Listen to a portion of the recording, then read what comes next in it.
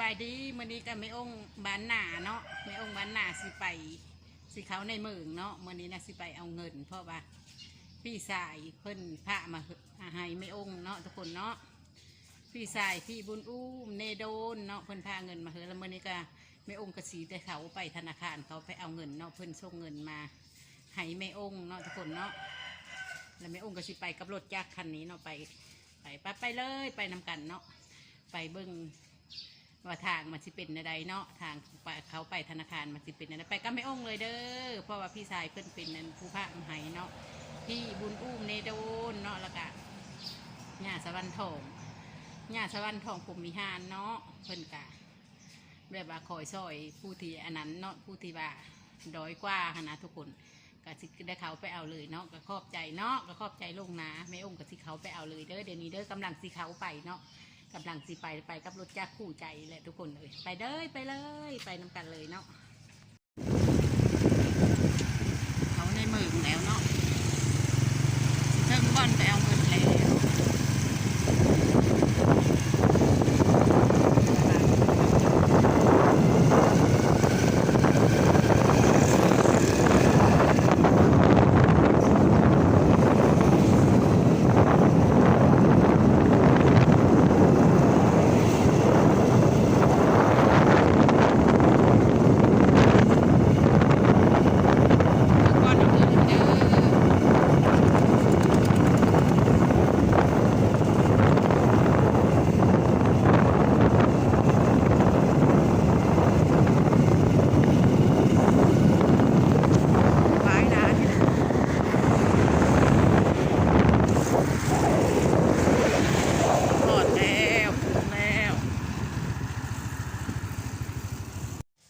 หลังจากมาเลยเนาะหลังจากมาได้แล้วเรียบร้อยเนาะได้เงินแล้วเรียบร้อยแล้วก็ในองค์สิมือ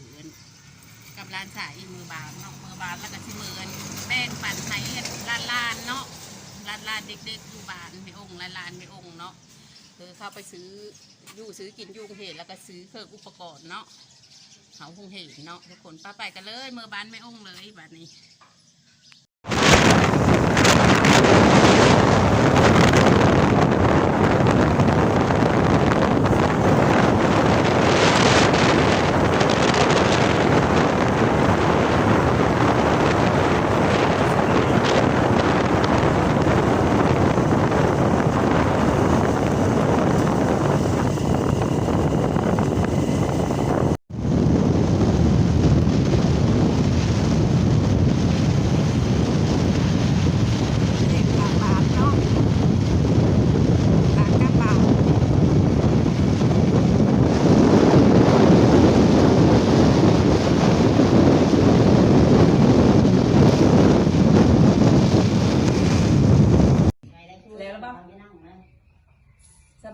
สบายดี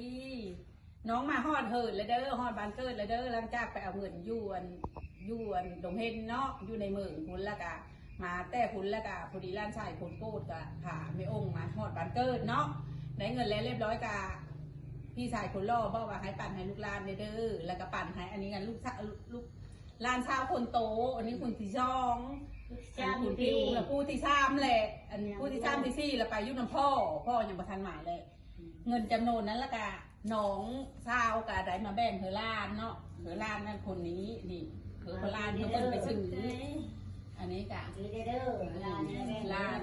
ก็ใจงานสวรรค์ทองผมพิหารบอกพ่อคุณอุ้มนี่มีโดนที่ส่งเงินให้แม่อุ้มให้สุขภาพแข็งแรงอายุมันคันยืน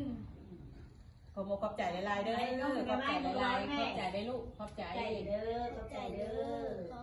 เป็นสุขภาพแข็งแรงอายุยืนยาวขอบใจหลายๆเนาะขอบใจหลายๆเด้อไอเด้อมาหอดมาเทิงมาได้แล้วเงินให้ได้เลยเด้ออันนี้นะได้เลยเด้อลานกันนี่นี่คือช่องคนละสิผ้าไหวช่องคนนะลานเช้าอันนี้ก็ลานเช้าเขาห้องเพนอันนี้ก็เขาห้องเพนนะก็เขาห้องเพนลานเช้านะขอบใจหลายๆเด้อบายบายขอให้สุขภาพแข็งแรงเด้อคุณพี่คุณล่อเนาะอันคุณพี่บุญอุ้มเนโดนขอบใจหลายๆเด้อขอบพระคุณอย่างมากมายเนาะผู้ใหญ่ใจดีเพิ่นกับบายบาย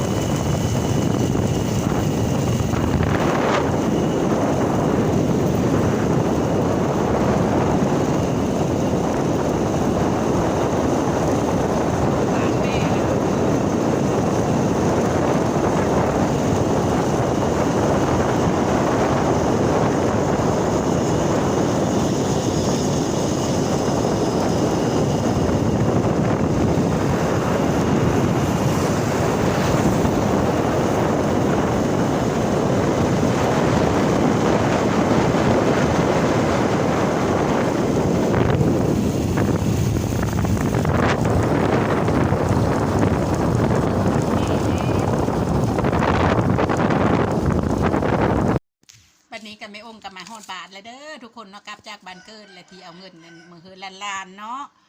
ที่อันอายบุญอูมเนโดนเนาะพามาให้น้องแล้วก็น้องก็ได้มือแบ่งปันล้านๆได้ทุกคนเอ้ยและบัดนี้ก็ก่อนจะจบคลิปนี่ก็แม่องค์ก็ขอบใจย่าสวรรค์ทองเด้อภูมิหารแล้วก็พี่บุญอูมเนโดนเนาะผู้ใจดีเนาะที่คอยส่งอันแบบส่งเงินมาให้เนาะให้แม่องค์เนาะแล้วก็ขอมกขอบใจหลายๆเด้อขอให้เจ้าร่ำรวยสุขภาพแข็งแรงเนาะก็ขอให้เฮงๆปังๆในทุกๆเรื่องเนาะคิดเงินก็ให้ได้เงินคิดทองก็ให้ได้ทองเนาะขอให้เป็นอันคุณดีของน้องตลอดไปแบบนี้เนาะขอมกขอบใจหลายๆเด้อขอบพระคุณอย่างมากมายขอบพระคุณอิลีอิโลเนาะขอบพระคุณอิลีอิโลเนาะขอบใจหลายๆเด้อบายบายขอจบคลิปกันเด้อ